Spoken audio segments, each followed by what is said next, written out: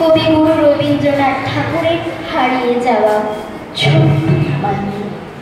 সঙ্গীতের ডাক শুনতে সিঁড়ি দিয়ে নিচের তলায় যাচ্ছিল সিঁড়ি অন্ধকারে ভয়ে ভয়ে থেমে থেমে হাতে ছিল প্রদীপ খানি আঁচল দিয়ে আড়াল করে চলছিল সাবধানে।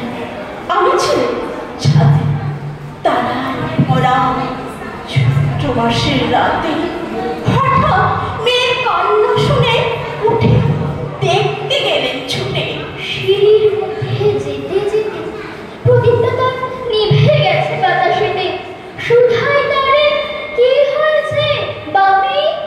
সে কেঁদে কয়ে নিচে থেকে হারিয়ে গেছি আমি। তারায় ভরা ছোট্ট মাসের রাতে ফিরে গিয়ে ছাদে মনে হলো আকাশ পানে চেয়ে আমার বামের মতোই যেন অমনি কি এক মেয়ে নীলাম্বরের আঁচল খানি ঘিরে দীপশিখাটি বাজিয়ে একা চলছে ধীরে ধীরে নিত্য